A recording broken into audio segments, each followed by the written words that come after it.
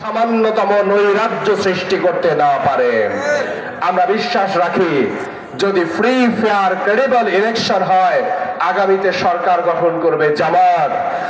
Bank ডাকাতদেরকে এই দেশে সরকার গঠন করতে দিলে অর্থনৈতিকভাবে এই দেশটা দেউলিয়া হতে খুব বেশি দিন লাগবে না। আমরা আশ্চর্যের সাথে লক্ষ্য করছি 59 জন ব্যাংক ডাকাতকে বিএনপি এবার নমিনেশন দিয়েছে। শত শত কোটি টাকা ঋণ খেলাপিদেরকে নমিনেশন দিয়েছে। এই লোকগুলো যদি বাংলাদেশে এমপি নির্বাচিত হয়ে আসে, দুর্নীতি আগের থেকে বাড়বে নাকি কমবে? বেগম পাড়ায় অর্থ পাচার বাড়বে নাকি কমবে? আওয়ামী লীগের মন্ত্রীরা তো 200-300 বাড়ি করেছে দেশের বাইরে। বিএনপি সব ছাড়িয়ে যাবে যদি তারা ক্ষমতায় আসে। আমরা বিশ্বাস রাখি জনগণ এবার সচেতন। তারা সচেতনতার সাথে তাদের নেতাকে নির্বাচিত করে নেবে। 1.5 বছরে ডাক্তার শফিকুর রহমান মানবিক নেতা হিসেবে পরিচিত হয়েছেন, কোটি জনতা হৃদয়ে জায়গা করে নিয়েছেন। জামাতের দাওয়াতি কাজ করতে গেলে মানুষ এখন আমাদের জিজ্ঞেস করে, এটা কি ডাক্তার শফিকুর রহমানের জামাত? আমরা বলি জি, ডাক্তার শফিকুর রহমানের জামাত। তাহলে আমাদের নামটা আপনারা জামাতে লিখে দেন। আমরা বিশ্বাস করি ডাক্তার শফিকুর রহমান যদি আগামী দিনে এদেশের প্রধানমন্ত্রীর আসন অলংকৃত করতে পারে, বাংলাদেশের মানুষের ভাগ্য বদলে যাবে ইনশাআল্লাহ। অতীতের সকল বঞ্চনার অবসান ঘটবে। 18 কোটি মানুষের জন্য এই দেশটা নিরাপদ হবে ইনশাআল্লাহ। আমরা যদি আমাদের প্রিয় নেতা আফতাবউদ্দিন মোল্লা চাচাকে নির্বাচিত করতে পারি, চিরির বন্দর খানসামার মানুষের ভাগ্য যে বদলাবে তা আপনাদের বুঝতে পারার কথা। প্রতিপক্ষের ক্যান্ডিডেট তিনি এর আগে 5 বছর ছিলেন। 5 বছরের উন্নয়নের কোন চিত্র মানুষের সামনে তিনি উপস্থাপন করতে পারেন না। আমার চাচা 10 বছর উপজেলা চেয়ারম্যান ছিলেন। তিনি সাহসের সাথে বলেন 10 বছর দায়িত্ব পালনকালে 1 টাকার দুর্নীতির অভিযোগ কেউ করতে পারেননি। Open challenge.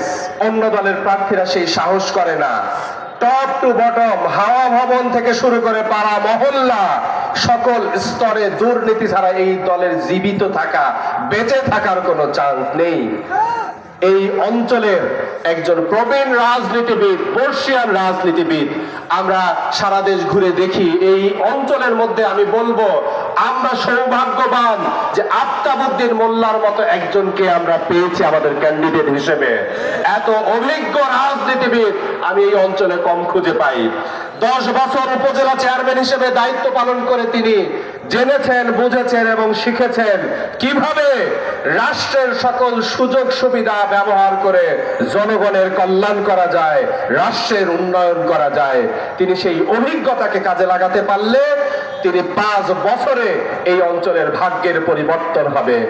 100 টাকা বরাদ্দ থাকলে আগে 80 টাকা তাদের নেতাদের পকেটে ঢুকতো, 20 টাকার বরাদ্দ আপনার কাছ পর্যন্ত পৌঁছতো। আফতাবউদ্দিন মোল্লা তিনি প্রতিটি টাকার হিসেব আপনাদের আমাদের দেওয়ার জন্য বাধ্য থাকবে। জামাত বলছে আমার টাকা আমার হিসাব প্রকল্পের মাধ্যমে প্রত্যেক জননেতা প্রত্যেক প্রকল্পের বরাদ্দের টাকা, বরাদ্দের হিসাব জনগণের কাছে দেওয়ার জন্য বাধ্য থাকবে। সম্মানিত উপস্থিতি, আমরা দেশ গড়ার অনেক পরিকল্পনা নিয়েছি। আমি শেষ করছি, চাচার কাছে শুনবো। যুবকদেরকে নিয়ে আমরা অনেক পরিকল্পনা নিয়েছি, মা বোনদের জন্য আমরা অনেক পরিকল্পনা নিয়েছি, সম্প্রীতির একটি সমাজ বিনির্মাণ করার জন্য আমরা অনেক পরিকল্পনা নিয়েছি। ধৈর্যের সাথে এই পরিকল্পনাগুলো শুনবেন, আপনাদের ভালো লাগবে। আপনারা বুঝতে পারবেন কিভাবে আগামীতে একটি সমৃদ্ধ ও নিরাপদ বাংলাদেশ জামাত গড়বে ইনশাআল্লাহ। দাঁড়িপাল্লার পক্ষে থাকুন, আফতাবউদ্দিন মোল্লার পক্ষে থাকুন। আল্লাহ হাফেজ। বাংলাদেশ জামাত ইসলামী জিন্দাবাদ, আফতাবউদ্দিন মোল্লা জিন্দাবাদ, দাঁড়িপাল্লা জিন্দাবাদ। আসসালামু আলাইকুম ওয়া রাহমাতুল্লাহ।